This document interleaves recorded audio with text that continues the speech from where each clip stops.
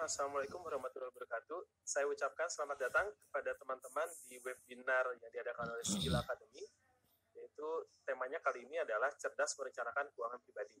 Perkenalkan, nama saya Iwan Tofani. Nah, sebelum saya mulai, ada beberapa hal yang ingin saya sampaikan, yaitu yang pertama, bahwa materi ini tidak akan di-share, tidak akan dibagikan kepada teman-teman.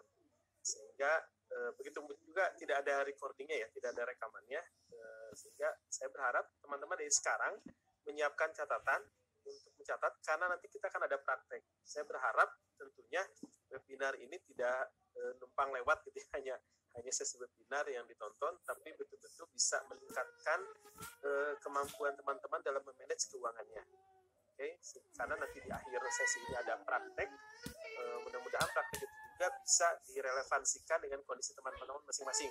Sehingga silakan siapkan kertas, ballpoint, atau pakai yang sekarang pakai komputer bisa pakai notepad, pakai Excel gitu ya. Terus yang berikutnya sesuai temanya yaitu cerdas merencanakan keuangan pribadi. Namun demikian pada webinar kali ini kita tidak akan membahas bagaimana cara meningkatkan penghasilan. Jadi mohon maaf jika nanti ketika di mapping ini, ketika dipetakan, ketika dievaluasi kondisi keuangan masing-masing teman-teman, ternyata ada yang masih minus, ya, entah itu pengeluarannya yang terlalu banyak atau penghasilannya yang terlalu mungkin pas-pasan seperti itu, kita tidak membahas bagaimana cara meningkatkan penghasilan. Itu mungkin nanti akan ada di kelas khusus bagaimana meningkatkan upgrade seperti freelance, digital marketing dan lain sebagainya. Oke, tapi meskipun nanti bagi teman-teman yang sudah di mapping, sudah dievaluasi, sudah dihitung, ternyata masih minus, masih besar pengeluaran dibanding pendapatan, yang berkecil hati karena webinar ini tetap relevan dan dapat memberikan manfaat bagi teman-teman. Minimal manfaatnya itu yang pertama, ketika mengetahui minus, minimal tahu minusnya berapa. Itu kan dapat memotivasi teman-teman untuk terpacu, berikhtiar, mencoba suatu pekerjaan yang lain misalkan untuk menutup minusnya ini. Yang kedua, diharapkan mudah-mudahan seiring dengan perjalanan waktu, teman-teman mengalami peningkatan pemasukan, sehingga nanti ada surplus, teman-teman sudah tahu bagaimana cara memanage. Oke, mari kita mulai. Sudah melatih.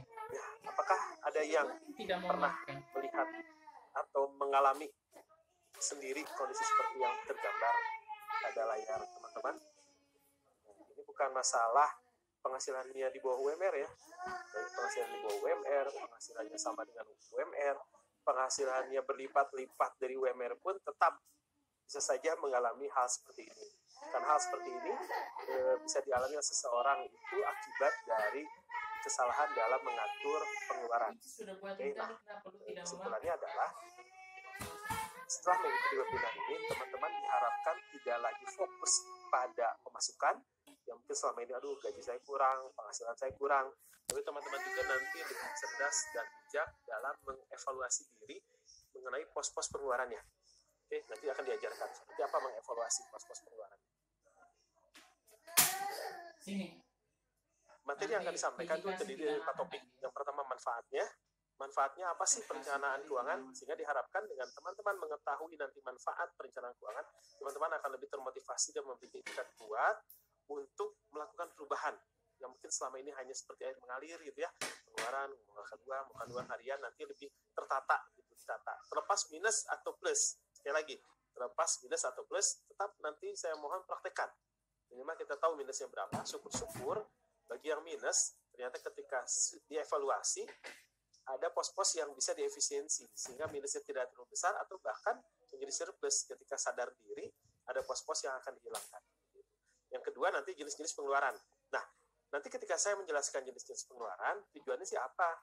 Kalau hanya menyampaikan apa saja item-item pengeluaran, tentunya teman-teman sudah tahu, karena setiap hari melakukan hal seperti itu. Tapi tujuan dari nanti penyampaian jenis-jenis pengeluaran adalah supaya teman-teman mampu membuat daftar pengeluaran masing-masing yang disusun berdasarkan skala prioritasnya. Di sini kuncinya. Jadi sekali lagi, kunci dari perencanaan keuangan itu ada di poin 2 ini. Mengidentifikasi pengeluaran masing-masing teman-teman sesuai kondisi masing-masing, disusun berdasarkan skala prioritasnya, sehingga nanti tahu mana yang harus diefisiensi. Tentunya jika ingin melakukan efisiensi harus mulai dari yang paling bawah, yang tingkat daruratnya paling rendah. Oke, Yang ketiga nanti akan disampaikan langkah-langkahnya seperti apa dalam menyusun perencanaan keuangan. Dan yang keempat tentunya tips. Tipsnya apa nih supaya nanti dalam mempraktikkan perencanaan keuangan teman-teman lebih optimal. Oke, ada yang pernah mendengar istilah work hard, play hard? Oke. Yang ingin saya garis bawahi di work hard, play hard ini adalah kerja keras ini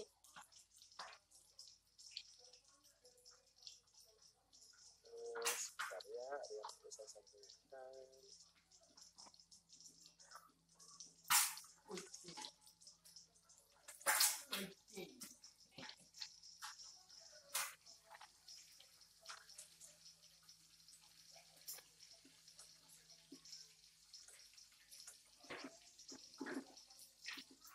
Oke, kita lanjut. Nah, yang ingin saya garis bawahi di work hard, play hard ini adalah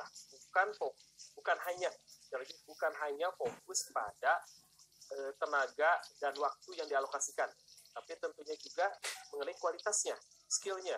Ada orang sekarang mengatakan work smart gitu ya, kerja dengan cerdas. Tentunya kalau bicara cerdas, bicara kualitas. Nah, jadi di sini yang harus difokuskan juga oleh teman-teman bukan hanya sekali lagi waktu dan tenaganya, tapi juga kualitasnya.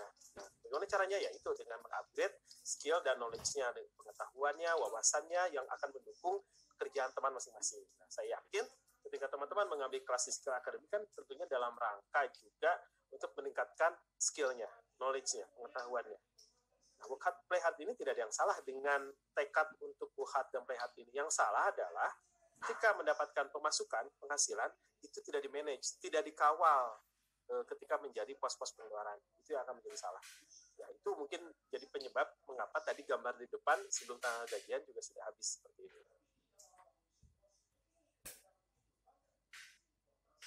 Nah, apa sih istilah di perencanaan keuangan sebelum saya masuk ke benefitnya? Saya ingin menyampaikan perencanaan keuangan itu adalah suatu proses untuk mencapai tujuan hidup seseorang melalui pengelolaan keuangan secara terencana. Jadi kalau kita cermati nih, definisi dari perencanaan keuangan ini ada 3 komponen penting. 3 komponen penting ini akan selalu saya bahas nanti ke depannya. Oke?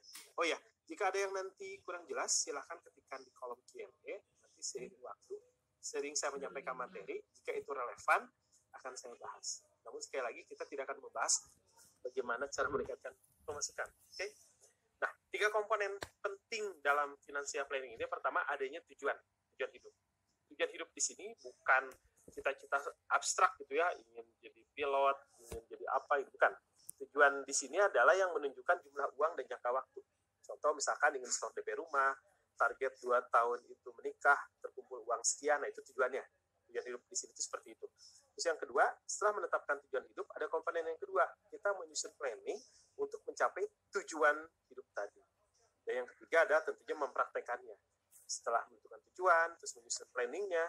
Yang ketiga adalah kita mempraktekkan bagaimana planning yang sudah kita tentukan di awal itu dapat sesuai apa yang kita lakukan itu dalam menjalani memanage pos-pos pengeluaran itu sesuai dengan planning yang sudah kita tentukan di depan.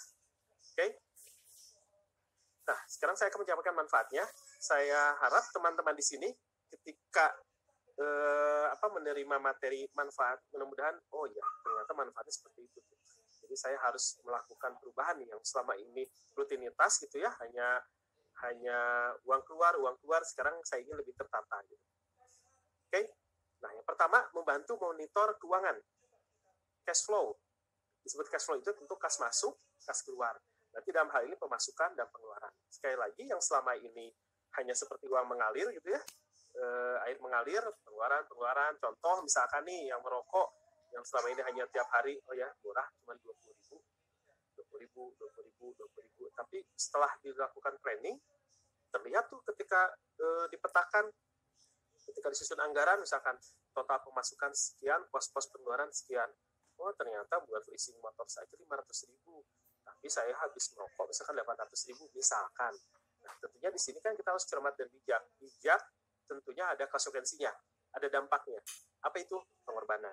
Nah, mudah-mudahan nanti teman-teman secara bijak itu, bagaimana kita bisa bijak jika kita sendiri tidak mengevaluasi diri mengenai pos-pos pengeluarannya. Nah, disinilah pentingnya perencanaan keuangan. Oke? Itu yang membedakan antara yang melakukan perencanaan keuangan dan yang tidak. Disebut bijak dan tidak itu pasti yang merencanakan. Direncanakan terlebih dahulu. Terus yang kedua itu mengidentifikasi masalah keuangan. Sekali lagi, yang ketika sudah dipetakan, sudah disusun, ditata, mudah-mudahan teman-teman yang selama ini fokusnya dari sisi pemasukan, mengeluhnya gitu, bukan mengeluh, dalam artian menganalisanya, aduh, saya ternyata terkortus setiap bulan, berarti pemasukan saya kurang, misalkan. Jadi selalu fokus ke pemasukan. Nah, sekarang, supaya lebih cerdas dan bijak gitu ya, teman-teman juga fokus mengidentifikasi pengeluaran masing-masing. Apakah sudah sesuai dengan pos seharusnya, apakah sudah wajar pengeluarannya, ataukah pos ini tidak dihilangkan tapi kualitasnya diturunkan, frekuensinya diturunkan. Seperti itu, mudah-mudahan setelah mengikuti webinar ini terjadi perubahan-perubahan seperti itu, perubahan-perubahan sikap dalam melakukan pos-pos pengeluaran seperti itu. Oke? Nah, yang ketiga katanya membantu mewujudkan tujuan hidup. Tentunya kan tadi financial planning itu, perencanaan keuangan itu kan ada tujuan. Jadi dengan melakukan perencanaan diharapkan membantu tujuan hidup dari teman-teman. Apa itu tujuannya? Seperti tadi kan, ibadah haji, memberangkatkan umroh orang tua, kurban Idul Adha misalkan setiap tahun gitu ya, atau apapun itu. Tentunya setiap personal di sini teman-teman memiliki tujuan nanti yang berbeda-beda. Yang keempat, diharapkan dengan melakukan perencanaan, terus ada pos yang efisiensi, yang selama ini mungkin minus, jadi plus, jadi surplus, jadi lebih besar pemasukan, misalkan ada dana untuk nabung, dan diharapkan teman-teman punya dana darurat. Itu yang penting. Terus yang kelima, merasa aman dan nyaman di hari tua. Nah, sebagaimana kita ketahui, tentunya seiring dengan bertambahnya usia kita dan usia teman-teman juga, alokasi waktu dan tenaga yang bisa kita salurkan dalam bekerja kan juga semakin berkurang, itu tidak. Nah, diharapkan kita melakukan planning dari sekarang. Ini kan bab ikhtiar ya, saya tidak bicara bab rezeki. Bab rezeki tentunya sudah ranahnya berbeda lagi. Ini bab ikhtiar kita, mudah-mudahan dengan di planning, kita mungkin tanda kutip berhemat dari muda dan sebagainya, kita nanti di hari tua itu sudah memiliki pasif income. Nah, sebagai informasi tambahan, pemasukan atau penghasilan seseorang itu bisa diidentifikasikan menjadi 3 jenis, yaitu active income, passive income, dan capital gain. Kalau active income, yaitu penghasilan yang diperoleh seseorang, di mana seseorang tersebut harus bekerja dulu, baru mendapat penghasilan. Itu seperti yang sekarang dialami oleh teman-teman, termasuk saya gitu ya, baik sebagai freelance, yang penghasilan bulanan, dan sebagainya, harus bekerja dulu, baru dapat penghasilan. Nah, yang kedua, yaitu passive income, yaitu penghasilan yang diperoleh seseorang tanpa harus bekerja, dia sudah mendapat penghasilan. Contohnya, misalkan ketika teman-teman sekarang memiliki warisan atau memiliki aset berupa ruko, kos-kosan, kontrakan, tanpa kita bekerja, kita memperoleh penghasilan dari menyewakan tadi. Kendaraan misalkan disewakan, gitu ya, dan sebagainya. Yang ketiga itu capital gain. Capital gain itu apa? Capital gain itu adalah penghasilan yang diperoleh seseorang sebagai akibat adanya peningkatan nilai aset yang dimiliki. Contoh, saya misalkan atau teman-teman di sini beli sawah 1 petak harganya 10 juta. Ternyata setelah 5 tahun kemudian ada pelebaran jalan, harganya naik, nggak lagi 10 juta, misalkan jadi 100 juta. Nah, 90 juta selisihnya itu adalah merupakan penghasilan kita akibat adanya capital gain atau peningkatan nilai aset seperti itu. Nah, maka keenam katanya manfaatnya itu diharapkan mudah-mudahan insya Allah saya doakan kita semua di sini mengalami kondisi financial freedom atau kebebasan finansial. Apa itu kebebasan finansial? Kebebasan finansial itu ada kondisi yang dialami seseorang ketika orang tersebut mengalami passive income. Jadi dia tidak lagi mengandalkan active income. Entah dulunya itu berinvestasi ya, atau nabung di dana pensiun dan sebagainya, ketika di hari tua dia tidak bekerja, dia dapat penghasilan passive income. Seperti itu. Mudah-mudahan ya semuanya insya Allah sekarang kita tata nanti di hari tua memiliki finansial freedom. Oke? Nah, ada yang pernah dengar istilah financial planner? Apa itu financial planner? Kalau tadi saya menyampaikan manfaatnya, pertama kan definisi. Definisi itu kan ada 3 komponen penting dalam definisi perencanaan keuangan. Itu adanya tujuan, yang kedua menyusun planning untuk mencapai tujuan, yang ketiga yaitu mempraktekkan planning tadi. Okay?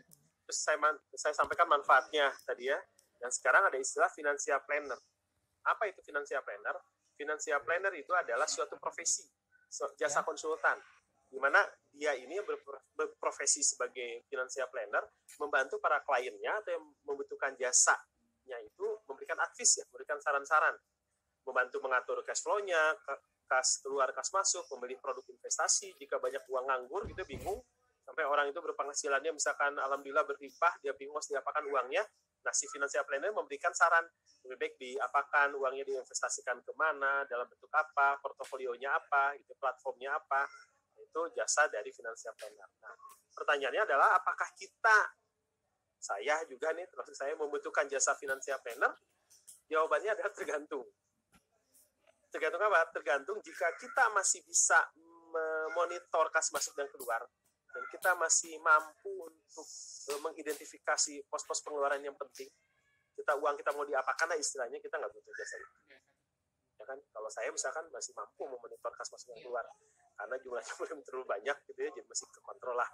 Terus saya juga nggak usah bingung harus diinvestasikan ke apa, karena mungkin selisihnya juga tidak terlalu besar antara pemasukan dan pengeluaran. Tapi bagi nanti teman-teman seiring waktu terus ininya bingung harus diapakan, mengontrol, atau bahkan sebetulnya penghasilan ini besar tapi setiap bulan selalu tidak ada sisa, nah bisa tuh melakukan financial check up, dicek seperti ibarat mengontrol kesehatan seseorang, dilakukan medical check up oleh si financial planner ini. Apa yang salah, pola hidup mana yang salah dari teman-teman sehingga penghasilan yang berlimpah ini selalu habis. Oke? Nah, sekarang saya akan menjawab jenis-jenis pengeluaran.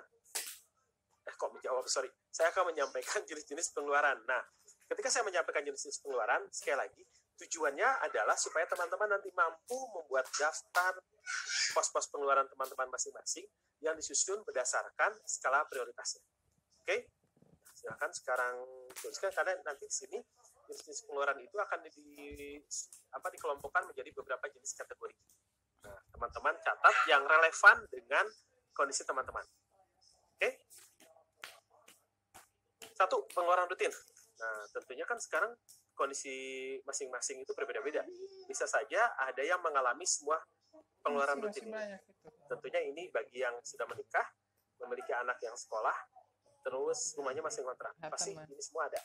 Biaya makan, transportasi, biaya kosan, biaya listrik, pulsa, internet, biaya sekolah anak. Tapi bagi teman-teman yang masih lajang, masih ikut dengan orang tua, misalkan tentunya yang ada hanya transportasi dan kuota biaya listrik yang mikirin. Biaya sekolah anak karena belum berkeluarga. Makan juga ikut orang tua, atau jajan di luar mungkin ya. Nah, silakan tuliskan item-item mana yang relevan dengan teman-teman. Karena nanti untuk mempercepat, mempermudah prakteknya. Silakan, saya berikan waktu 1 menit ya.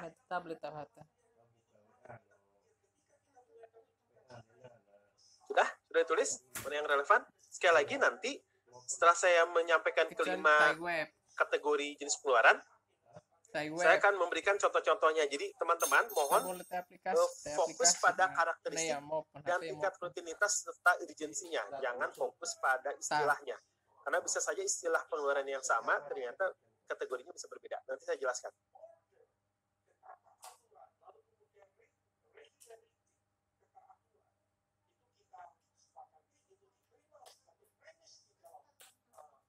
Di sini ada pertanyaan, apakah work hard, play hard harus selalu saya aplikasikan pada kehidupan saya sehari-hari, Pak? Ya, tentunya kita diharapkan untuk selalu konsisten dalam bekerja. Kadang-kala kan gini ya, tergoda untuk bekerja, setelah bekerja cari kerja susah, setelah di situ banyak ngeluh. Misalkan saya tidak menuduh, tidak menjudge ya, tapi misalnya dan biasanya juga setelah diangkat pegawai tetap, kita jadi malas-malasan bekerja, gitu ya, tidak menghargai lagi ketika kita maunya, gitu ya. Tapi ketika terpenuhi, kita menyia-nyiakan. Tentunya kan kita juga diharapkan konsisten tuh. Ketika sudah dapat kerja, dulu ngotot ingin kerja, ketika dapat kerja, tentunya kan dengan segala konsekuensinya ya harus kita penuhi kewajiban kita sebagai pekerja sesuai kontraknya. Jadi hard play hard itu sebetulnya harusnya iya seperti itu. Mau tanya cara yang tepat untuk mengatur keuangan pada saat pandemi seperti ini, karena pasti sekarang ini lebih banyak pengeluaran daripada pemasukan. Oke, nanti diatur di budgeting ya, kita susun. Bagaimana cara nabung jika kita pekerja kasar? Oke, nanti juga ada contohnya. Oke, kita lanjut. Nah, sudah ya, ini pengeluaran rutin. Yang kedua itu adalah cicilan. Ada yang kalau yang punya angsuran gitu ya, angsuran motor, angsuran mobil, KPR, rumah, silakan dituliskan item. Oh, saya punya cicilan rumah. Saya punya cicilan handphone, misalkan. Silakan, kan? Yang berikutnya tabungan dan investasi. Nah, ingin saya sampaikan lebih detail nih untuk tabungan dan investasi, karena biasanya rancu di tengah masyarakat antara tabungan dan investasi sama saja. Saya coba memberikan gambaran supaya teman-teman bisa membedakan, sehingga nanti teman-teman ketika melakukan sesuatu bisa sadar saya sedang menabung atau saya sedang berinvestasi sebetulnya. Oke? Perbedaan yang mendasar dari tabungan dan investasi adalah bahwa kalau tabungan itu biasanya bisa karakteristiknya ya, bisa diambil kapan saja. Dan yang kedua, tidak terdapat risiko pengurangan nominal yang sudah dikumpulkan. Jadi kalau teman-teman nabung di celengan, kita tidak bicara hilang dirampok ya. Ini bukan risiko itu, bukan di situ maksudnya. Teman-teman nabung di bank atau di celengan, ketika nabung itu kan bisa diambil kapan saja, ya kan? Yang kedua, tidak ada risiko pengurangan nominalnya. Nabung segitu ya segitu. Kalaupun ada biaya administrasi ya tidak signifikan lah, seperti itu. Nah, kalau investasi, supaya teman-teman bisa membedakan nih. Kalau investasi, dia biasanya tidak bisa diambil kapan saja. Kalaupun mau diambil, dicairkan, membutuhkan proses. Ya belum tentu instan langsung. Ya, kalau saham harus ditawarkan dulu siapa yang mau beli, ya. Kalau emas juga harus ditawarkan dulu. Terus yang kedua, terdapat risiko pengurangan nominal yang sudah dikumpulkan. Jadi kalau teman-teman misalkan berinvestasi, apapun itu, emas contoh, investasikan ke emas 10 juta, jadi sekian gram. Ketika kita butuh dijual, harganya tidak semahal kita beli. Berarti kan ada risiko penurunan, betul tidak? Ternyata ketika dijual, jadinya 9.500.000. Ketika berkurang 500.000. Bukan berarti saya mengatakan investasi di emas tidak aman ya. Bukan itu. Maksud saya, risiko itu tetap ada. Siapa yang bisa menjamin harga emas selalu naik tiap hari? Kan tidak ada. Kalau stabil, sekarang ini dalam keadaan stabil, ya. Sekarang ini dalam keadaan sedang naik, ya. Tapi akan menjamin setahun kemudian, 20 tahun kemudian harganya akan selalu naik, kan tidak ada yang menjamin. Karena itu hukum pasar. Jadi kalau kita nabung, gitu ya, nabung yang segitu ya segitu. Seperti itu. Jadi itu cara membedakan mana yang tabungan, mana yang investasi. Jadi hati-hati ketika teman-teman ditawari sesuatu, terus dia menawarkan pengembalian di beberapa tahun berikutnya itu cukup besar, lihat apakah ada risiko pengurangan atau tidak. Jangan hanya dilihat lebihnya saja. Contoh, misalkan kalau ya asuransi ini, sok nabung di asuransi 5 tahun kemudian dari 5 juta misalkan jadi dapat 7 juta, lumayan ya. Lihat dulu, ketika tidak menunggu 5 tahun di tengah-tengah kita ambil, ada pengurangan enggak, ada risiko nominalnya tidak utuh tidak, gitu kan. Jadi harus dilihat juga risiko. Oke, mudah-mudahan bisa membedakan ya antara tabungan dan investasi. Terus, nah yang keempat nih, kalau tadi yang pertama pengeluaran rutin yang lebih kepada kebutuhan hidup, untuk bertahan hidup lah kasarnya, untuk kita menjalani hidup dalam keadaan normal. Keempat ini yang biasanya pos-pos yang sulit dikontrol, dalam artian biasanya ini yang menjadi penyebab teman-teman tidak melakukan efisiensi, yaitu gaya hidup wants. Oke? Ya, kado, kalau ada teman nikah, undangan, dan sebagainya. Nah, yang berikutnya ada pengeluaran sosial. Zakat, donasi, sedekah, gitu ya, memberi orang tua, dan sebagainya. Oke, silahkan ditulis dulu. Saya akan menjelaskan setelah ini yang poin pentingnya, tipsnya, cara mengklasifikasikan kelima kategori pengeluaran ini. Jangan sampai salah mengelompokkan. Karena kalau salah mengelompokkan, tentunya kan ini dibuat kategorinya supaya teman-teman dapat menyusun berdasarkan skala prioritasnya. Itu tidak. Kalau salah mengelompokkan, ya salah mengambil keputusan.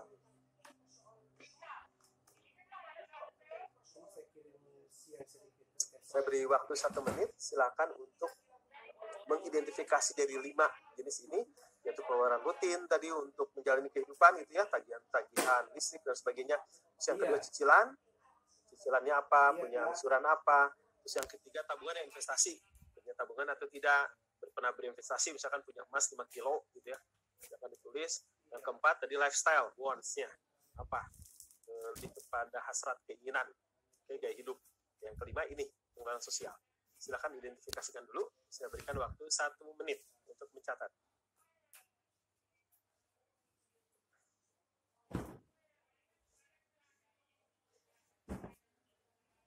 Di sini juga ada yang bertanya, ini bagaimana ketika berprofesi sebagai ojek online gitu ya, penghasilan tidak menentu, penghasilan sekian, tapi pengeluaran sekian, nanti akan diberikan contohnya.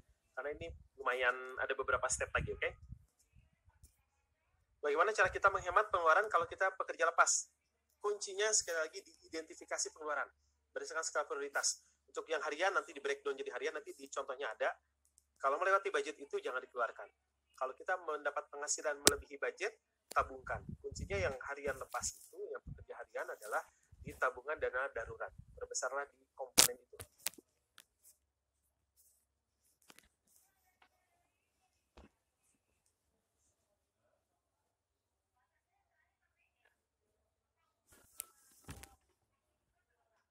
Oke, sudah ditulis, sudah 1 menit ya. Nah, baik, saya akan menjelaskan bahwa bisa saja yang istilah itu adanya di pengeluaran sosial, tapi sebenarnya bagi teman-teman tertentu cocoknya ada di pengeluaran rutin. Terus yang berikutnya bisa saja itu ada di lifestyle, tapi bagi teman-teman tertentu itu adanya di pengeluaran rutin. Atau istilahnya ada di pengeluaran rutin, tapi bagi teman-teman yang melakukan itu sebetulnya dia ada di lifestyle. Jadi sekali lagi jangan terjebak di istilah, tapi kita lihat, kita analisa tingkat urgensinya dan frekuensi rutinitasnya. Oke, contoh, saya berikan contoh. Jika teman-teman sekarang yang kondisinya itu memberi orang tua itu tanda kutip wajib, karena kehidupannya ditopang oleh kita, ya kan, misalkan dia sudah tidak berpenghasilan, ya keluarga itu bisa orang tua, bisa adik. Misalkan orang tua sudah tidak mampu membiayai si bungsu, jadi si bungsu tanggungan kita, gitu ya, atau orang tua juga tidak punya dana pensiun, tidak berpenghasilan, jadi kita tanggung kehidupan sehari-harinya, maka memberi orang tua bukan di pengeluaran sosial, tapi di mana? Di pengeluaran rutin. Ada kan kalau namanya sosial, ada lebih yang kita berikan, tidak ada lebih yang, mohon maaf, tidak kita berikan. Seperti itu kan. Skala prioritasnya kan paling bawah, paling rendah, pengeluaran sosial. Paham? Karena ini wajib bagi kita dikeluarkan, karena kita yang menopang hidup mereka, jadi masukkan, budgetkan di pengeluaran rutin. Silahkan lakukan. Terus yang kedua, contoh misalkan yang pengeluaran sosial lainnya sedekah misalnya. Ketika kita bersedekah kan namanya sedekah, ya kalau ada uang lebih kita beri, kalau kita tidak ada uang lebih kita tidak beri. Tapi kita ini ingin dibudgetkan nih. Misalkan kita ingin melakukan sedekah subuh 10.000 sekali subuh, 10.000 gitu ya, ke kotak amal setiap sholat subuh. Kali sebulan kan 300.000. Karena kita sudah niatkan untuk rutin, masukkan itu di pengeluaran rutin, jangan di sosial. Karena ingin kita skala prioritasnya, kita memang setiap bulan itu, setiap hari itu menganggarkan ingin sedekah. Paham ya? Filosofinya ya, hati-hati. Jangan terjebak di istilah. Karena nanti salah pengambilan keputusan. Ketika kita sudah dimasukkan ke rutin, ketika kita akan meng-cut, ada visi,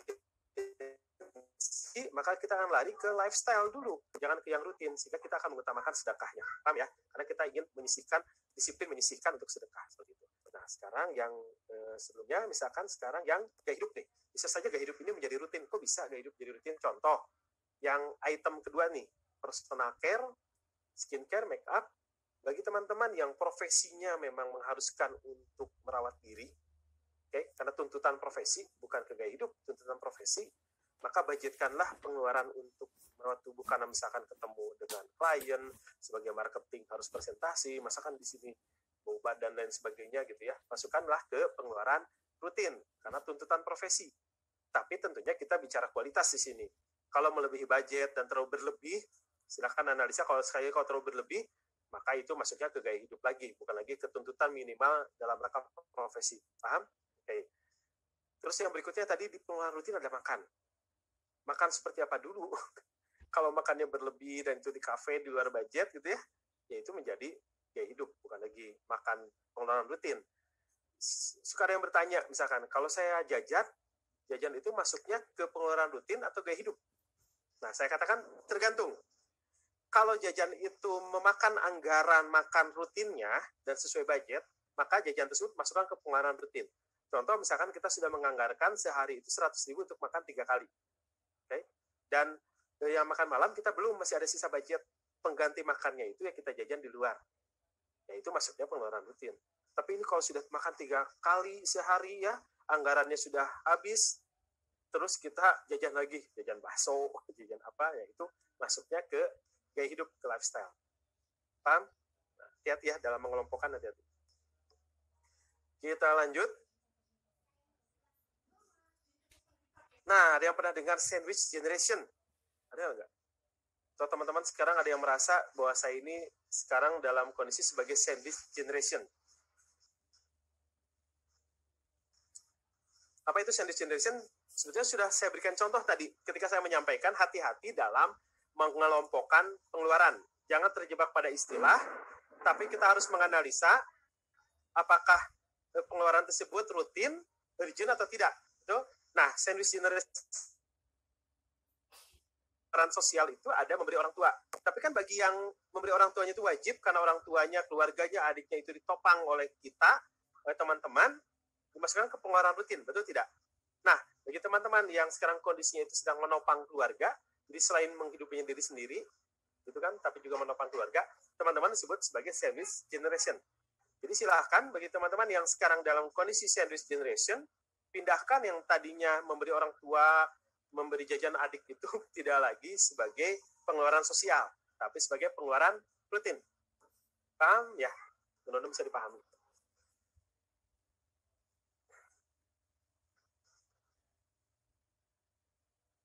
Oke, nah sekarang kita lanjut. Nah, sekarang langkah-langkah melakukan perencanaan keuangan. Oke, saya harap tadi kuncinya di 5 poin tadi ya.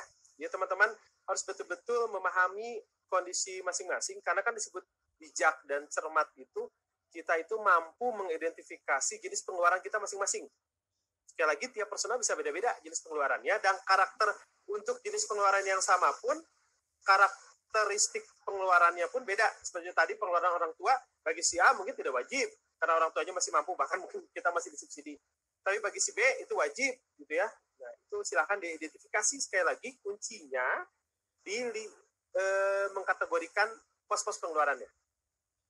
Sebelum saya masuk ke langkah-langkah melakukan perencanaan keuangan, saya lihat dulu Q&A yang mungkin relevan untuk dijawab ya. Sambil memberikan waktu kepada teman-teman untuk kembali mengidentifikasi apa-apa saja pengeluarannya.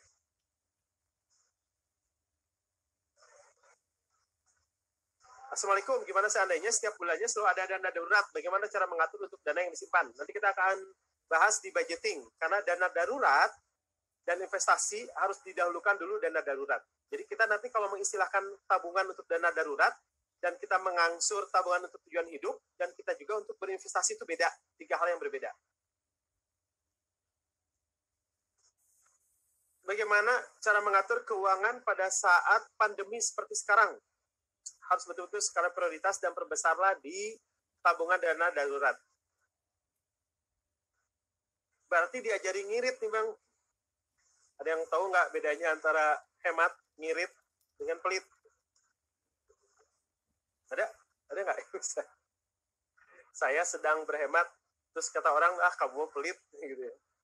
Jadi kalau kita bicara hemat dan pelit, kedua-duanya itu memberikan dampak yang sama. Samanya apa?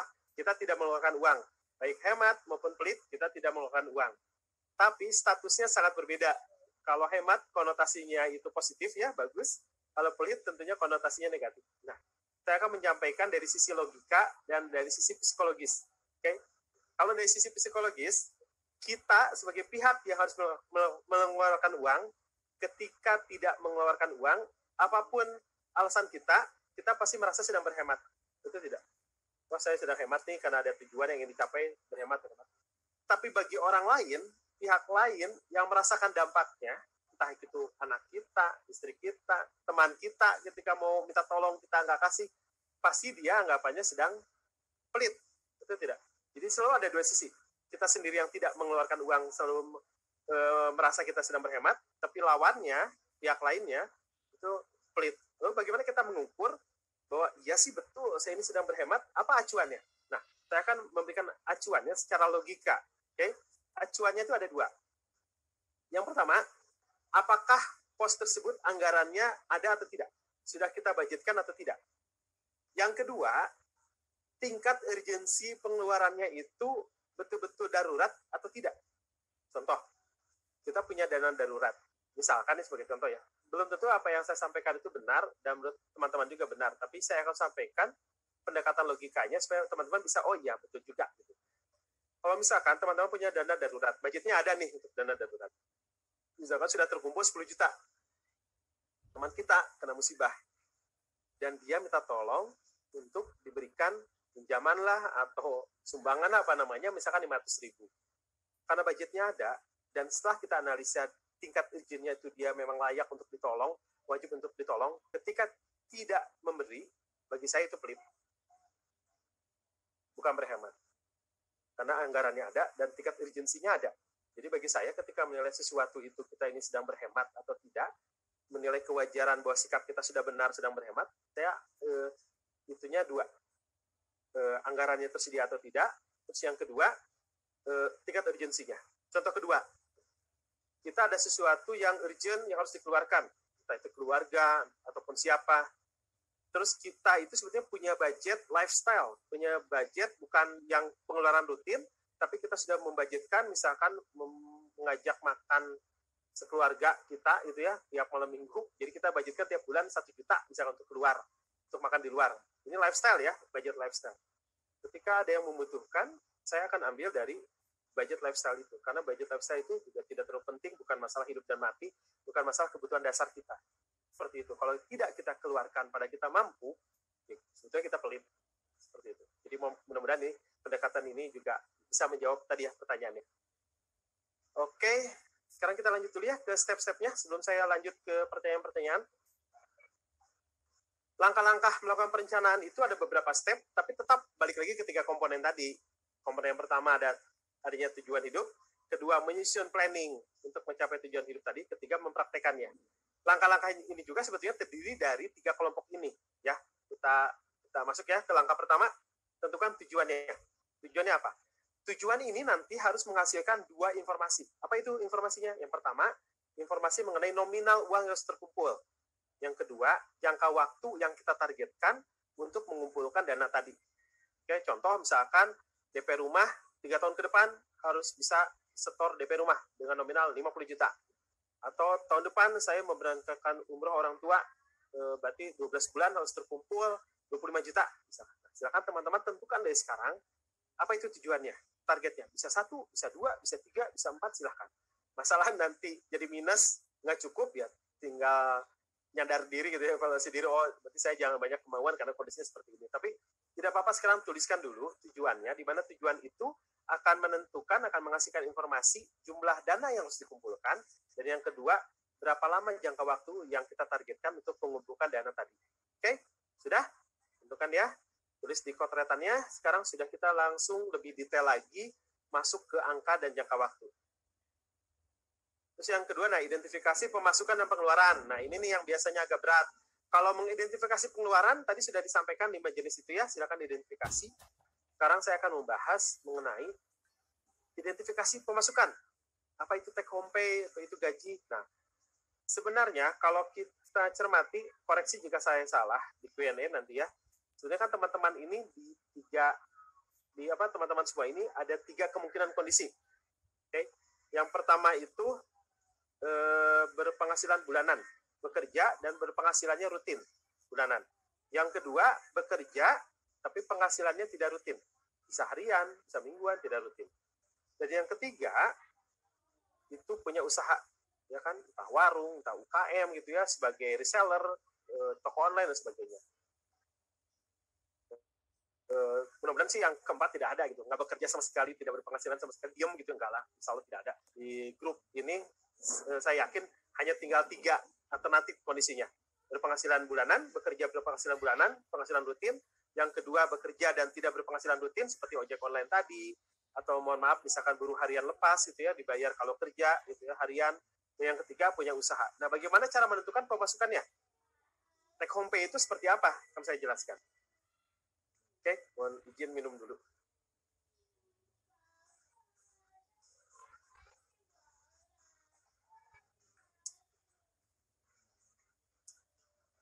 Sudah? Siap? Terima materi berikutnya. Nah, kalau take home pay bagi yang bekerjanya itu berpenghasilan bulanan rutin, ya itu sih sudah gampang ya. Berapa yang masuk ke rekening? Kan biasanya suka pakai payroll ya, masuk ke rekening. Jadi yang sudah dipotong BPJS, yang sudah dipotong pajak, atau dipotong kasbon ke kantor, misalkan juga punya gitu ya. Nah itu yang bersihnya berapa? Masukkan itu sebagai take home pay. Oke, jadi bukan gaji kotor ya, bukan gaji penghasilan saya UMR, gajinya 4,5 juta, bukan. 4,5 juta itu sudah dipotong apa saja yang masuk ke rekening, ya itulah take home pay. Jadi dengan kata lain, take home pay itu adalah penghasilan yang bisa dibawa pulang ke rumah. Berapa? Oke? Nah, sekarang kondisi yang kedua. Bagi yang tidak bekerja, yang bekerja tapi tidak berpenghasilan rutin. Oke, nah kalau yang bagi yang bekerja dan tidak berpenghasilan rutin, artinya seperti harian lepas dan sebagainya, coba teman-teman asumsikan atau hitung secara rata-rata biasanya dalam sehari itu dapat berapa dan sebulan berapa hari kerja. Hitung-hitungan pesimis. Contoh, sebagai ojek online misalnya, sebagai ojek online saya sehari sih minimal 150.000 sih dapat sih. dan saya sebulan itu 22 hari kerja, ya kali 150.000 kali 22 hari kerja. Oke, hitung-hitungan pesimis. Kalau saya bekerja keluar sebagai apapun itu, kira-kira sehari minimal biasanya dapat berapa sih? Lagi sepi-sepinya juga, masukkan ke situ. Kita hitung pesimis. Masalah nanti jadi minus, nggak jadi masalah. Kita minimal tahu minusnya berapa, dan itu jadi target kita. Jadi kita tahu budgetnya itu pemasukan kita harus berapa sehari untuk bisa mencukupi kehidupan keluarga dan kehidupan kita selama sebulan ke depan. Oke, paham? Nah, sekarang kondisi yang ketiga, bagi yang usaha, bingung. Nah, bagi yang usaha nih biasanya nyampur kan uangnya. Sekarang saran saya, mulai sekarang nih, mulai detik ini, pisahkan antara pos-pos pengeluaran usaha dengan pos-pos pengeluaran rumah tangga. Karena itu yang berbeda. Masalah apa? Saya sih untungnya masih sedikit, selalu saja keambil modal nggak jadi masalah. Minimal kita tahu berapa yang kita ambil. Oke? Tapi saya tidak akan membahas mengenai pembukuan usaha, pembukuan UKM, karena itu beda tema. Kita akan membahas di sini ada pengeluaran rumah tangga. Oke? Nah, bagi yang memiliki usaha, coba dalam sebulan atau sehari rata-rata bersih yang sudah dipotong biaya operasional dalam rangka menjalankan usaha, tenaga kerjanya, listriknya, perputaran modalnya, itu berapa? Masukkan ke take home pay. Saya sih ngewarung bersihnya rata-rata sehari sih 100.000 juga dapat, masukkan 3 juta. Oke, paham ya? Meskipun ini belum angka pasti, tapi minimal angka pasti ini hitungan pesimis dan mendekati angka yang sebenarnya. Oke, 3 kondisi tadi sudah saya jelaskan pendekatannya seperti apa. Seharusnya sudah paham gitu ya, tanpa bertanya lagi. Saya kalau harian lepas bagaimana cara menghitungnya, sok pesimisnya berapa? Teman-teman sendiri yang menjalani dan tahu biasanya menghasilkan berapa. Buatlah itu rata-rata dalam sebulannya berapa. Oke, sudah ya. Setelah mengidentifikasi pemasukan dan pengeluaran, langkah ketiga yaitu kita menyusun budget anggarannya. Bagaimana cara menyusun anggaran? Nah, ini juga yang penting. Meskipun nanti kita sudah menyusun budget, belum tentu dalam pelaksanaannya sesuai budget. Kenapa? Karena kondisi pemasukan teman-teman kan berbeda-beda. Ada yang mungkin nanti setelah nyusun budget, boro-boro nyusun budget, ini aja masih minus, itu pun tidak ada lifestyle, tidak ada keinginan, masih pengeluaran rutin. Bisa saja ya mungkin itu bab rezekinya sekarang baru segitu. Tapi minimal teman-teman sudah menata, sudah mengonsep gitu ya, mudah-mudahan apa yang diniatkan juga dikabulkan. Oke, amin. Nah, sekarang dalam menyusun rencana ini langkahnya ini kan menyusun anggaran. Nah, dalam menyusun anggaran itu ada 2 metode. Silakan teman-teman nanti pilih salah satu. Bisa metode 50, 30, 20 atau metode deferensi. Apa itu metode deferensi? Deferensi itu adalah seorang pakar financial planner di Amerika sana yang bukunya itu sudah terjual jutaan kopi gitu. Dan dia itu tips-tipsnya biasanya suka menjadi referensi bagi para rumah tangga di Amerika dalam mengatur keuangannya. Ada yang ingin hari tuanya punya dana pensiun apa, nah dia suka pakai metode deferensi. Nah, sekarang sebelum saya jelaskan kedua metode ini, ada kuesioner. Coba teman-teman ketika membaca, ketika mendengar saya menyampaikan metode 50, 30, 20 dalam menyusun anggaran belanja teman-teman, apa yang teman-teman tangkap? Apakah persepsinya sama atau tidak? Sebelum saya jelaskan teorinya. Silakan Kak, di share sambil saya menjawab pertanyaan. Kak Huda? Oke, siap. Nah, di sini dalam metode 50 30 20, jika pendapatan saya tiap bulan 3.500.000, berapa jumlah anggaran kebutuhan yang sebaiknya saya gunakan? Silakan pilih menurut penafsiran teman-teman sebelum nanti saya jelaskan mengenai teorinya. Kita beri waktu 2 menit mungkin ya, Kak Huda? Iya, betul. 2 menit bagi teman-teman untuk nge-vote. Ya. Sampai nunggu 2 menit, saya akan lihat pertanyaan-pertanyaan yang relevan untuk dijawab. Nah, silakan teman-teman nge-voting ya.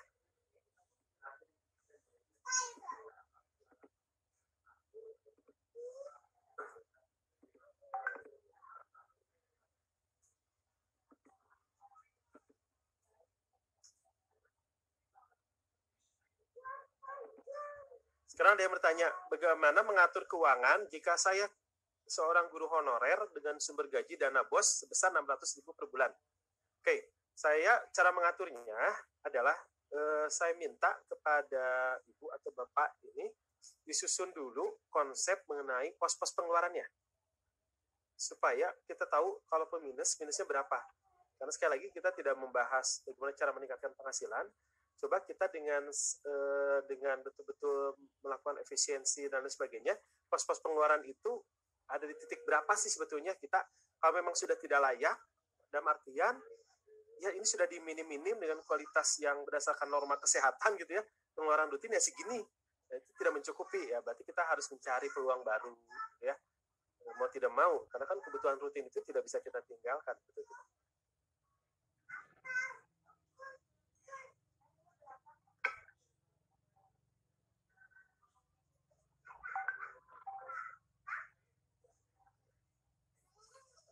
Bagaimana cara ini banyak kan menanyakan cara berinvestasi ya. Mohon maaf tidak dibahas di sini ya. Kalau berinvestasi memang itu kan ada risiko, jadi kelasnya juga harus khusus menyampaikan produk-produknya apa saja, plus minusnya apa saja gitu. Dana investasi saya akhirnya selalu dipakai jadi dana darurat, dan akhirnya yang dipakai buat investasi lebih sedikit dari anggaran awal. Bagaimana biar saya bisa konsisten, biar dana investasi itu aman, tidak dipakai untuk yang lain. Nah, di sini saya tidak bicara nominal angka karena saya tidak tahu berapa nominalnya, tapi yang harus dilakukan pendekatannya seperti ini. Dana darurat itu lebih penting daripada investasi. Oke? Jadi kalau misalkan sekarang kita dana investasi itu terpakai sebagai dana darurat, mari kita identifikasi pengeluaran tadi yang memakai dana darurat itu apakah betul-betul sebagai sesuatu yang darurat yang tidak bisa kita hindari. Kalau memang itu sebagai pengeluaran yang harus menggunakan dana darurat, harus mencairkan investasinya sebagai sesuatu yang tidak bisa kita hindari, ya tidak apa-apa, menurut saya tidak masalah. Itu kan resiko kita, permasalahan hidup kita dalam menjalani roda kehidupan, itu tidak. Tapi ketika kita menggunakan dana investasi tersebut bukan untuk yang sesuatu yang darurat, misalkan untuk traveling atau lain sebagainya yang seperti bisa dihindari, ya berarti kan itu lebih kepada memanage hawa nafsu, hasrat keinginan kita, betul tidak? Coba identifikasi dulu yang tadi menggunakan dana tadi seperti apa, pos-pos pengeluarannya urgentnya seperti apa gitu. Halo, mungkin sudah ya, selesai ya untuk sudah Kak, udah oke, siap. Resultnya Kak, udah hasilnya. Nih teman-teman. Wih, mantap. 66% menjawab 50% dari pendapatan. Oke. Sekarang saya masuk dulu ke pembahasan teorinya sebelum lanjut menjawab pertanyaan-pertanyaan. Mohon maaf jika tidak bisa menjawab semua pertanyaan karena dengan keterbatasan waktu, tapi mudah-mudahan beberapa pertanyaan yang saya jawab bisa mewakili pertanyaan yang lain. Oke. Nah, 50 30 20 ini adalah needs-nya 50, wants-nya 30, dan saving-nya 20. Jadi yang perlu digarisbawahi di metode 50-30-20 ini adalah bahwa semua pengeluaran kita akan, yang tadinya 5, sekarang dipersempit lagi menjadi dibagi 3 kategori. Needs, wants, dan saving. Apa itu needs? Semua pengeluaran di luar lifestyle dan tabungan. Jadi yang cicilan, yang tadinya pengeluaran sosial, ya, itu masuknya ke needs sekarang. Silakan teman-teman kumpulkan lagi tuh pengeluaran-pengeluaran, kategorikan ke needs. Jadi sesuatu yang tidak bisa dihindari. Terus yang berikutnya wants. Wants itu kan bagian dari kategori sebagai lifestyle, itu tidak. Enggak, saving, tabungan. Masalah komposisinya bisa berubah-ubah. Silahkan teman-teman mengambil kebijakan sendiri. Tidak harus baku 50, 30, 20. Tapi intinya harus dibagi 3 kategori. Yaitu needs untuk kebutuhan hidup, wants untuk lifestyle, keinginan, dan saving. Oke? Bisa saja misalkan teman-teman asesi di 50 untuk needs, terus 10 untuk wants, dan 40% untuk saving. Silahkan. Karena nanti terkuncinya bukan di anggaran. Anggaran itu lebih kepada mendisiplinkan kita. Bisa saja nanti setelah dihitung, ternyata boro-boro 50%. Ternyata needs kita itu sudah 100% dari penghasilan kita. Tidak ada lagi uang untuk wants, tidak ada lagi uang untuk nabung, saving. Bisa saja. Karena kan penghasilan kondisinya setiap teman-teman berbeda-beda. Minimal sekarang tentukan dulu kondisi idealnya seperti apa, maunya seperti apa, cita-citanya seperti apa gitu ya konsepnya. Oke? Nah, kalau yang metode diferensi dia lebih terperinci seperti itu. Enggak, silakan teman-teman mau yang mana, mau yang saya sih nggak mau ribet lah, ingin yang gelondongan aja yang tadi 3 kategori needs, wants, dan saving. Enggak, silakan yang tadi. Mau yang saya ingin detail supaya ingin saya tiap pos-pos itu betul-betul dipantau anggarannya, pakai yang diferensi. Oke, silakan dicatat. Mau yang mana? Ini tidak ada yang baik dan benar. Yang penting itu adalah bagaimana cara implementasinya, mempraktekannya konsisten atau tidak, itu poinnya. Oke, sudah? Nah, ketika teman-teman tadi sudah membuat anggaran, nah sekarang langkah keempat ini masuk ke praktek. Kalau tadi yang 3 komponen perencanaan keuangan yang tadi satu itu menentukan tujuan, yang kedua kita melakukan planning. Bagaimana melakukan planningnya itu dengan mengidentifikasi semua pemasukan dan pengeluaran, dan menyusun budget anggaran. Nah, yang ketiga itu kan mempraktekannya. Bagaimana cara mempraktekannya? Mau tidak mau catat semua pengeluaran. Ya, ribet? Ya nggak ribet juga nih. Ada aplikasi referensi aplikasi yang bisa di-download di Play Store atau yang pakai iPhone, di mana aplikasi ini nanti teman-teman menggunakan smartphone bisa mengupdate pengeluarannya dan pemasukannya kapan saja. Hitung-hitung update status di IG lah, atau ngerespon WhatsApp gitu ya, sama aja sih, inputnya simple gitu. Sekarang suka bertanya apakah semua pengeluaran itu harus dicatat? Ya, harian, ya. Karena kan memori kita juga terbatas, belum tentu kita sanggup mengingat pengeluaran 2 hari lalu, 3 hari lalu gitu ya. Nah, yang kelima, ini yang penting, setiap akhir bulan lakukan evaluasi. Sehingga kita tahu nih, oh ini kemarin nih di luar anggaran, melebihi anggaran yang sudah ditentukan. Lalu diidentifikasi lagi, ini apa nih yang melebihi anggaran, apakah sebetulnya bisa dihindari atau memang kena musibah tidak bisa dihindari. Kalau kena musibah tidak bisa dihindari, ya sudah, tidak usah dibahas lagi. Itu kan resiko hidup. Tapi ternyata, aduh ini sih kemarin saya kebobolan nih, harusnya bisa dihemat lagi. Nah, itu kan kita mengevaluasi diri, penting untuk melakukan perubahan di periode berikutnya. Oke? Nah, sekarang saya akan masuk ke tipsnya nih. Setelah tadi diajarkan step by step-nya, cara melakukan perencanaan, yang kita ulang ya. Yang pertama menentukan tujuannya apa. Yang kedua itu dalam rangka planning mengidentifikasi pemasukan dan pengeluaran. Terus yang berikutnya menyusun anggarannya. Ya. Terus yang keempat mencatat semua pengeluaran. Yang kelima mengevaluasi. Nah, sekarang saya akan menyampaikan tipsnya bagaimana cara melakukan keuangan bulanan supaya kita menjadi konsisten dan sesuai dengan planning yang sudah ditetapkan tadi, yang sudah kita tentukan sendiri.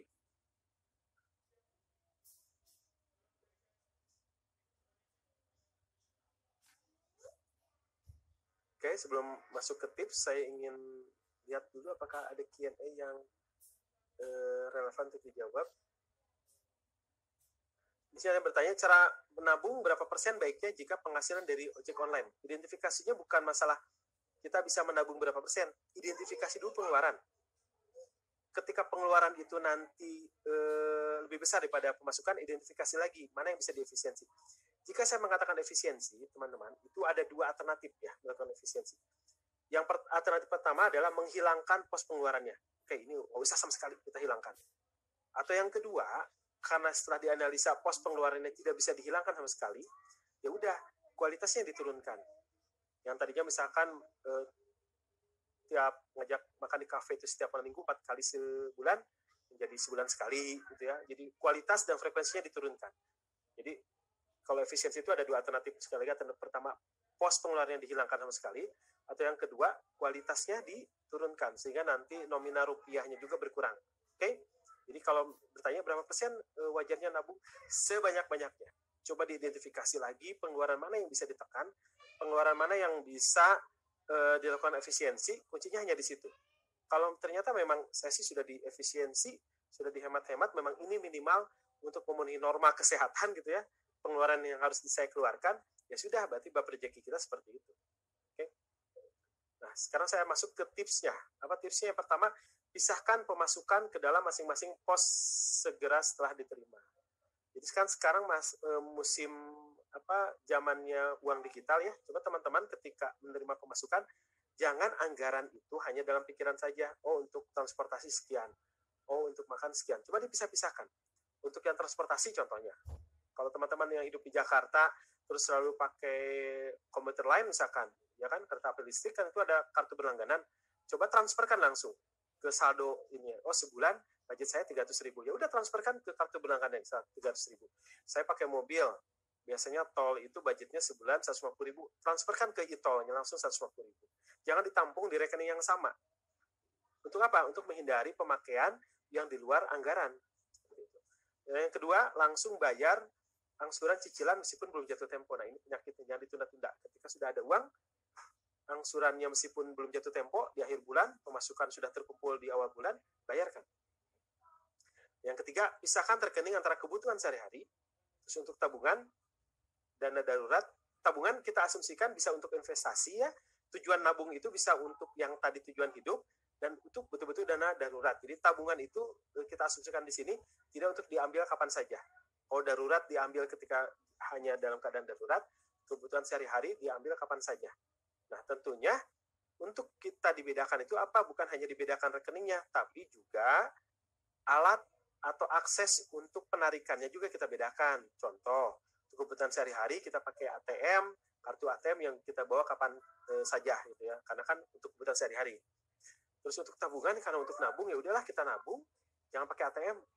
Jadi kalaupun ngambil harus ke teller. Kalaupun misalkan kita ada tabungan 2 juta, terus kita tergoda untuk ada diskon gitu ya di online shop, di marketplace gitu ya, kita tidak tergoda karena nggak pakai mobile banking, ATM juga nggak ada gitu, harus ke teller dicairkan dulu, ya nggak terganggu gitu ya, pisahkan itu. Kalau dana darurat misalkan, oke, dana darurat pakai ATM, tapi kita simpan di rumah misalkan, tidak kita bawa kemana-mana. Jadi kalau kita hanya perlu saja gitu, seperti itu. Jadi pisahkan sekali lagi. Selain dipisahkan juga usahakan akses untuk penarikannya juga dibuat, mana yang harus rutin tiap hari, mana yang dianggap uang nganggur, uang idle gitu ya. Oke. Nah, yang keempat, hindari nih kredit untuk mencicil barang-barang, apalagi mencicil sesuatu yang tidak urgent. Jadi dalam menyicil, saya berikan tipsnya bagaimana kita memutuskan bahwa ini sudah saatnya kita membeli sesuatu dengan cara pinjaman mencicil. Ada 2 pertimbangan yang harus dianalisa terlebih dahulu. Yang pertama adalah tingkat urgensi kepemilikan barang tersebut. Apakah sudah urgent kita miliki? Apakah itu bisa membantu menopang penghasilan kita? Apakah itu menopang efisiensi kehidupan kita gitu ya? Itu dinilai. Yang kedua yang harus dipertimbangkan adalah sumber penghasilan untuk mengangsurnya. Jadi sumber penghasilan untuk mengangsurnya harus pastikan. Kalau tertutup dari gaji rutin, aman. Kalau ini kita mengcover angsurannya itu dari sesuatu yang tidak pasti, misalkan, biasanya tiap bulan saya suka dapat fee marketing sekian. Itu kan fluktuatif, belum pasti. Jangan coba-coba di ini, karena bagi yang harian lepas, rata-rata saya sekian. Padahal untuk kehidupan sehari-hari pun nggak pasti. Terus kita memaksakan menyicil, usahakan hindari. Apalagi sesuatu yang tidak ada barangnya. Untuk traveling, untuk jasa apa, masih mending untuk barang gitu ya, barang yang bisa kita jual ketika kita macet, gagal bayar, bisa kita jual untuk melunasi. Itu yang jadi masalah. Yang kelima, jangan tergiur diskon. Hal-hal yang tidak pokok.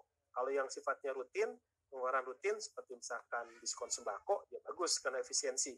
Tapi barang-barang yang sifatnya ke lifestyle, yang sebetulnya tidak ada budgetnya, tapi karena tergoda ada diskon, terus kita keluarkan jadi melebihi budget, ya itu tidak baik. Oke, nah ini 5 tips ini, silakan dipraktikkan, mudah-mudahan bisa membuat teman-teman di sini lebih konsisten dalam menerapkan planningnya, perencanaan keuangannya. Oke, kita akan masuk ke contoh. Nah, coba teman-teman nih, sekarang kan saya akan memberikan ilustrasi contohnya seperti apa, teman-teman relevansikan dengan kondisi personal masing-masing seperti apa. Oke, pertanyaan banyak banget, tapi ini saya selesaikan praktek dulu ya, kalau ada waktu sisa baru kita jawab pertanyaannya. Tapi kalau misalkan tidak ada, mohon maaf ya, karena yang penting materinya dulu, itu prakteknya dulu. Oke. Nah, di sini ada 2 contoh ilustrasi. Yang pertama itu yang berpenghasilan rutin bulanan, yang kedua nanti berpenghasilan harian. Nah, bagi yang berpenghasilan bulanan, coba kita praktekkan. Step-stepnya kan tadi seperti tadi ya. Kita mengidentifikasi pemasukan pengeluaran, membuat anggaran, terus menentukan tujuan. Itu tidak. Nah, sekarang juga di sini ada contohnya nih, si Ari, usianya 25 tahun. Dia itu ternyata punya 2 penghasilan. Take home-nya ada sebagai gaji bulanan. Dan yang kedua, karena dia punya keahlian ngedesain, dia juga sebagai freelance nih di luar jam kantor. Ceritanya dia menerima jasa freelance dan rata-rata tiap bulan dia 1,5 juta minimal itu dapat gitu ya. Nah, teman-teman ada berapa sumber penghasilan yang gaji bulanan? Berapa? Kalau yang harian mau praktek sekarang boleh, nggak apa-apa. Berapa tuliskan dalam sebulan penghasilannya. Terus yang kedua, list yang tadi pengeluaran catat di sini. Tapi hanya yang needs dan wants, di luar saving, di luar tabungan. Hanya needs dan wants. Sekali lagi hanya needs dan wants, tuliskan di sini.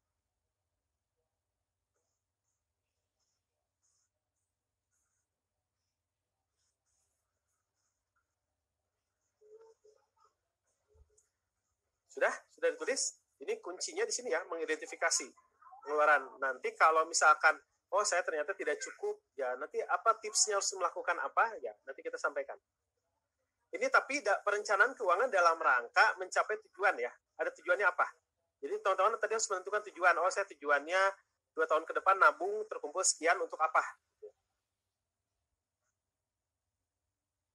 Nah, yang kedua, yang berikutnya si Ari ini kebetulan punya tabungan, punya dana nganggur. Di sini disebut tabungan di sini adalah dana nganggur ya, bukan dana di tabungan yang dipakai untuk kebutuhan sehari-hari, jangan dimasukkan di situ. Itu sih kan nanti terpakai. Ini sih betul-betul dana nganggur, tidak terpakai untuk pengeluaran rutin ataupun lifestyle. Ada 17 juta dan dia punya investasi reksadana 8 juta. Nah, kalau teman-teman punya tabungan uang nganggur berapa, tuliskan. Jika tidak ada ya silakan kosongkan. Kalau teman-teman punya investasi, misalkan punya emas 5 kilo, silakan tuliskan nilai rupiahnya berapa. Kalau misalkan tidak ada juga investasi, silakan dikosongkan. Nah, yang berikutnya itu dana target dana terkumpul berapa, terus jangka waktunya berapa lama target terkumpulnya, silakan dituliskan. Saya beri waktu 2 menit ya, untuk menuliskan yang tadi melis melis ininya nih, pemasukan, pengeluaran, terus mengidentifikasi punya tabungan atau tidak, terus tujuannya apa.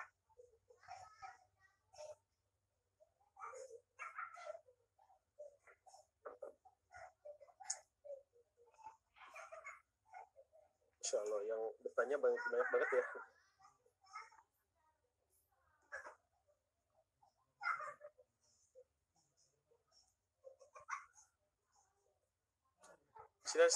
Seringnya dia ada beberapa pertanyaan hampir sama nih. Bagaimana cara mengurangi pengeluaran saat pandemi? Hanya 2 kunci menghemat di saat pandemi. Yang pertama melakukan identifikasi, menyusun berdasarkan tingkat urgent-nya.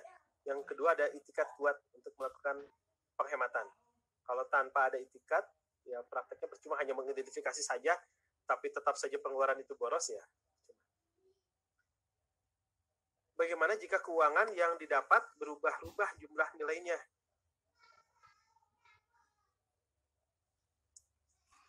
Nah, jadi kalau misalkan ada kondisi yang menyebabkan pengeluaran rutin maupun pemasukan rutinnya berubah, lakukan planning ulang ya teman-teman.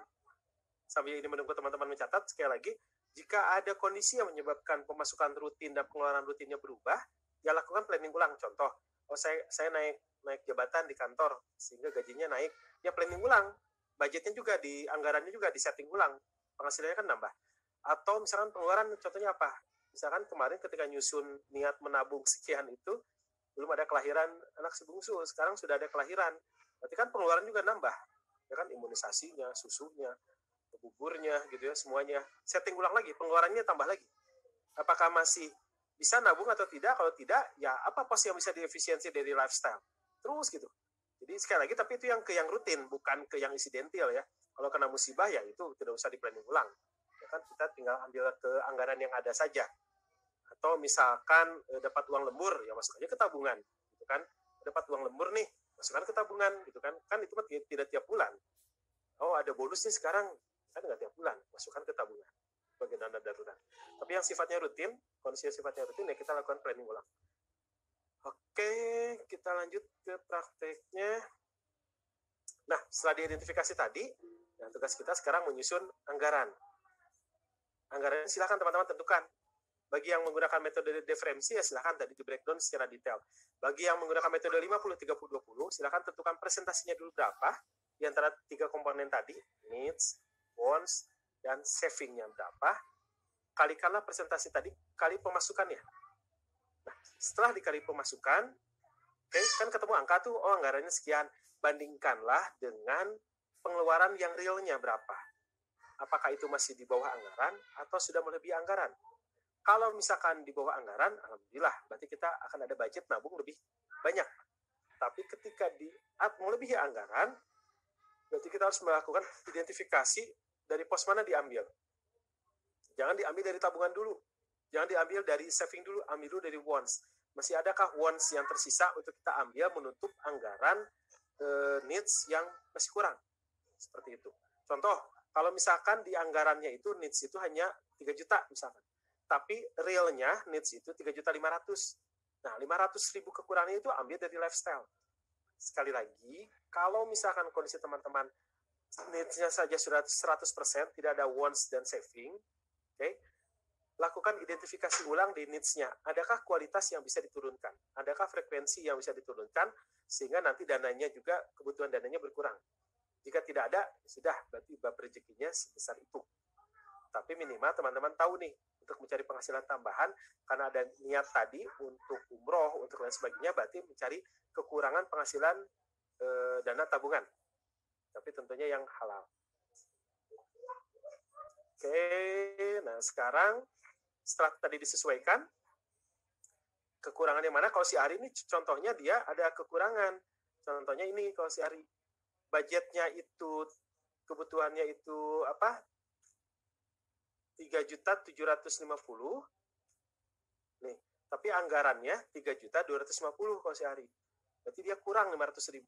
Dia kurangnya diambil dari mana? Dari yang wants-nya. Yang wants-nya ternyata dia setelah diefisiensi hanya 750.000. Jadi ada lebih 550. Nah, 550 lebihnya 500 untuk menutup kekurangan anggaran yang needs. Kan needs mau tidak mau harus dikeluarkan, itu tidak. Terus 50.000 sisanya buat nabung. Jadi dia bisa nabung buat 2 juta. Nah, silakan teman-teman identifikasi nabungnya bisa berapa. Oke? Nanti bisa nabungnya berapa, kita alokasikanlah tabungan itu untuk mencapai tujuan tadi. Jadi tabungan di sini bukan dana darurat ya. Nah, sekarang ilustrasinya gini. Bagaimana jika teman-teman belum punya dana darurat? Kumpulkan dulu untuk dana darurat baru untuk investasi dan niatan tadi. Mana yang lebih dulu? Saya sih investasi nanti aja. Saya niatan ini aja dulu, nabungnya buat niatan ini nih, buat umroh, buat DP rumah, atau buat apapun itu, buat nikah.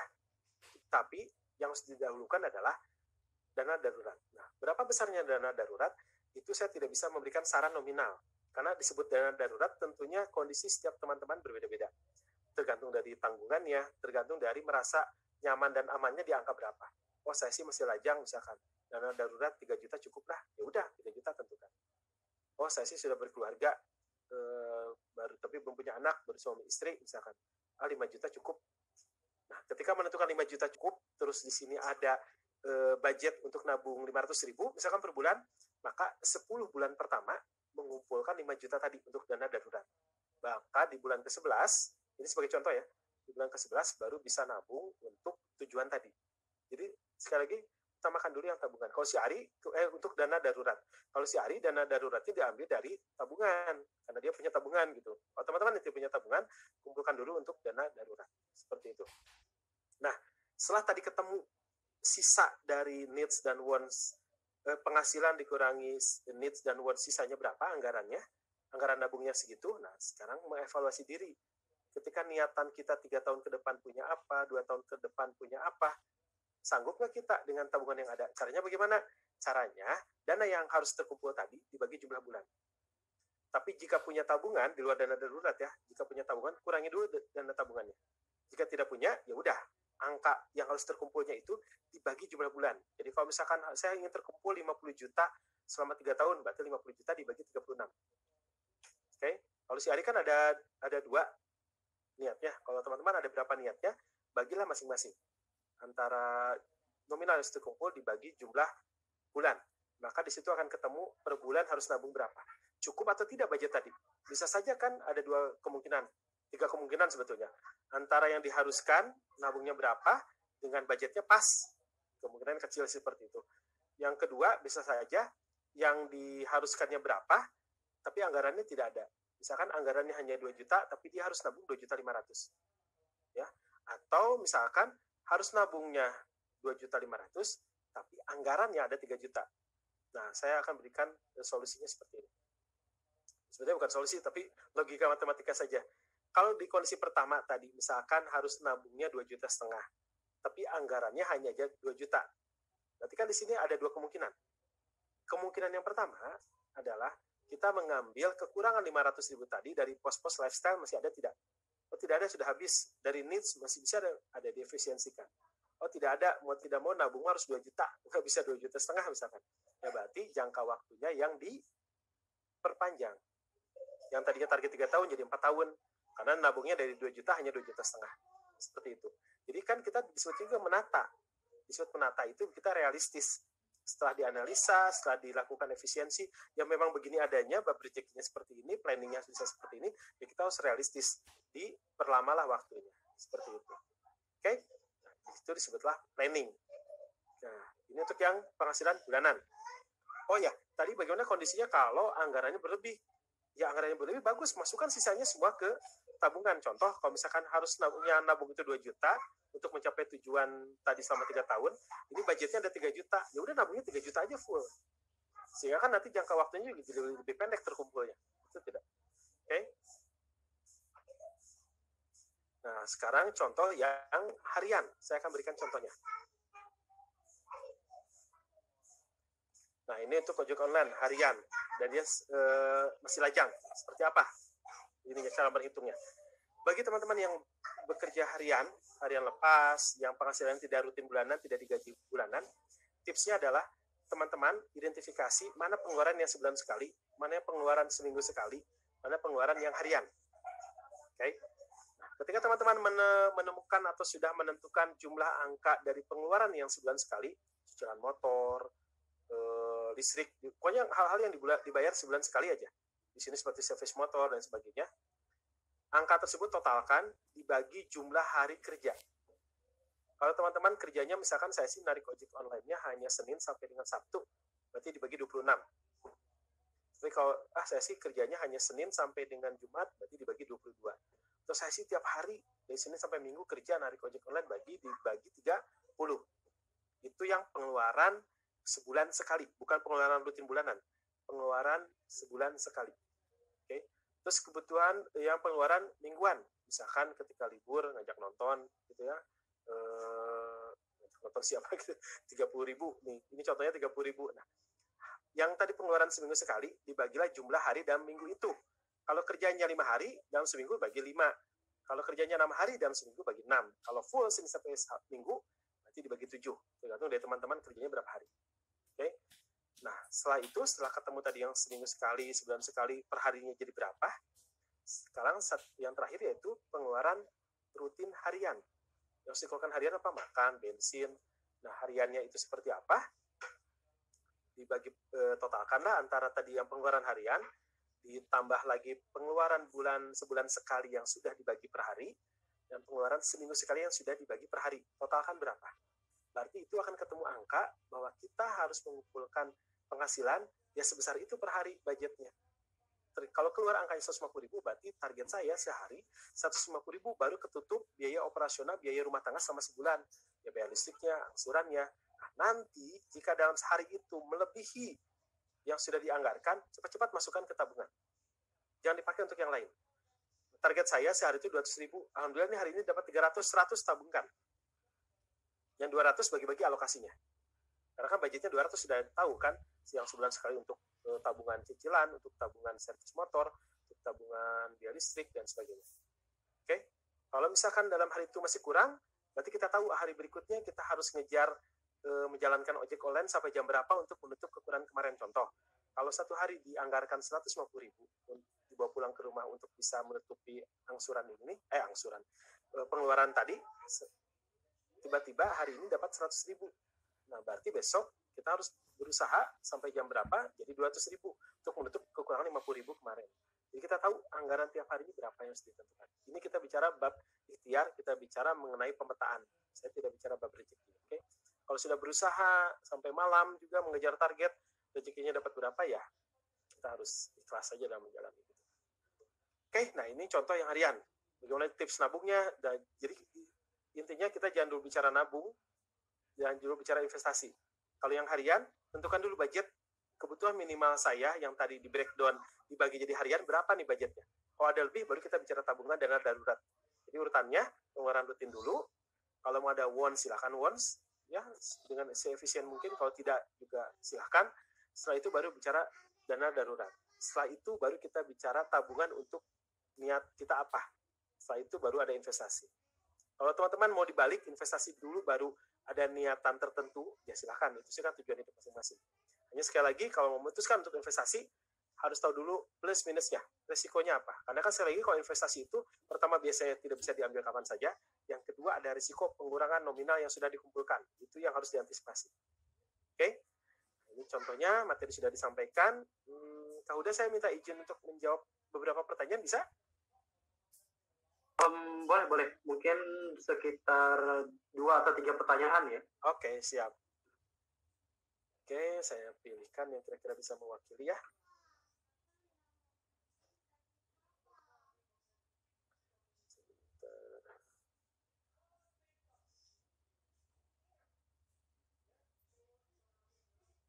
Ini kebanyakan menanyakan yang tidak berpenghasilan tetap, bagaimana ini sudah dicontohkan ya, mudah-mudahan bisa dipraktekkan.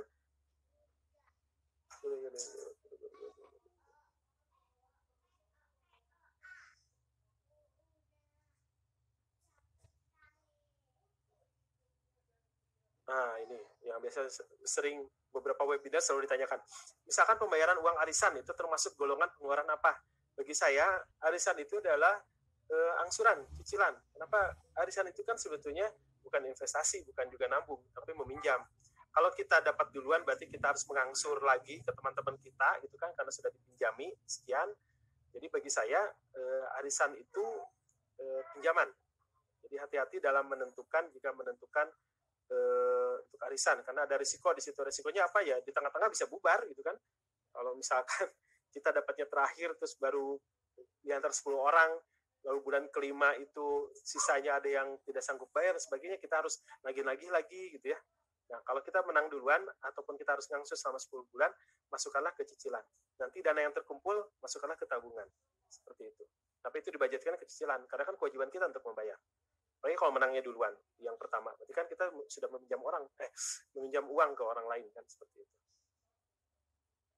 Bagaimana cara meyakinkan diri sehingga dapat dengan yakin membedakan antara pengeluaran gaya hidup dan pengeluaran untuk kebutuhan pokok? Misalnya membeli pakaian. Ya, lebih kepada substansinya. Kita kan punya sense ya, punya perasaan gitu ya. Anak udah setahun misalkan baju nggak ganti-ganti gitu ya. Masa pakai baju itu terus? Ya, kita beli dengan kualitas yang sesuai budget, ya itu bukan lifestyle menurut saya. Masa kita harus anak kita compang-camping kan, seperti itu. Tapi kalau misalkan sebulan sekali, yang kemarin juga ada yang belum terpakai, jadi di sini kita lebih kepada sense. Disebutnya juga kan cermat dan cerdas dan bijak, betul tidak? Jadi sense kita, radar kita harus betul-betul bisa mengolah. Gitu. Seperti itu sih menurut saya. Jadi saya yakin masing-masing bisa membedakan mana yang urgent, mana yang tidak. Termasuk juga di pakaian, seperti tadi yang saya contohkan. Seperti itu.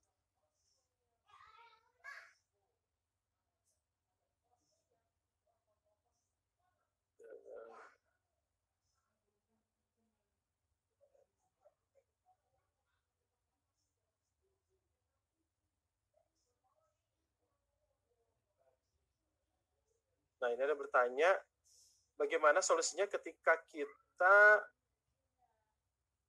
pengusaha UMKM tapi penghasilan merosot, namun kebutuhan semakin meningkat, seperti biaya buat sekolah, buat biaya hidup, namun pemasukan besar pasak daripada tiang karena kebutuhan, sedangkan kita ingin menabung. Ya, sekali lagi, ini kan bab ikhtiar, coba identifikasi lagi semua pengeluarannya, masih ada tidak yang bisa dilakukan efisiensi, tentunya dengan memperhatikan norma-norma kewajaran dan kesehatan, gitu ya.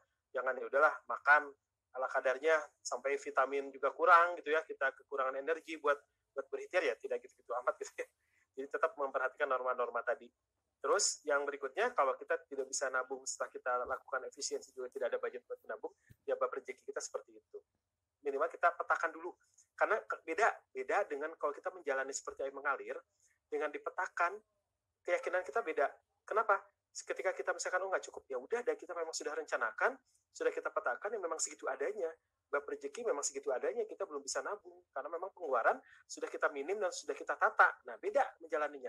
Beda kalau seperti air mengalir tiba-tiba habis, kemarin boros atau enggak, ini kan saling tuduh gitu ya dengan pasangan, kamu sih ini kemarin ini gitu kan. Makanya itu tujuan pemetaan itu, tujuan budget itu ya seperti itu gitu. Jadi lebih tertata, bukan berarti ya syukur-syukur bisa melakukan efisiensi, jadi kita ada nilai tambah gitu ya. Tapi setelah dilakukan juga tidak, ya memang seperti itu bab rezekinya gitu ya. Tapi minimal kita akan lebih percaya diri dalam melangkah. Kenapa? Karena kita sudah dalam track yang benar, sudah dalam paduan yang benar. Seperti itu mungkin yang bisa saya sampaikan. Kurang lebihnya mohon maaf. Mudah-mudahan pertanyaan yang tadi saya sampaikan bisa mewakili pertanyaan teman-teman yang lain, karena terus terang pertanyaannya ratusan, sangat banyak. Dengan keterbatasan waktu juga saya tidak bisa menjawab semua pertanyaan. Kak Huda, saya persilakan. Baik, terima kasih banyak Mas Iwan atas pemaparannya, dan semoga ini sangat membantu ya buat teman-teman semua dan bisa dipraktekkan nih. Percuma kalau kita dapat ilmu tapi kita nggak praktekkan nih untuk kehidupan kita sehari-hari, dan ini sangat berguna sekali menurut saya. Nah, terima kasih banyak Mas Iwan. Nah, kali ini saya mau kasih teman-teman semua untuk launching dulu voting. Jadi sambil saya mau menyampaikan beberapa info, saya mau kasih voting buat teman-teman untuk rating sesi webinar ini. Nah, kemudian ada beberapa info nih buat teman-teman semua. Yang pertama, ini ada beberapa rekomendasi kelas buat teman-teman yang ingin lebih lanjut mengetahui tentang keuangan gitu ya. Ini ada beberapa rekomendasi saya, yaitu yang pertama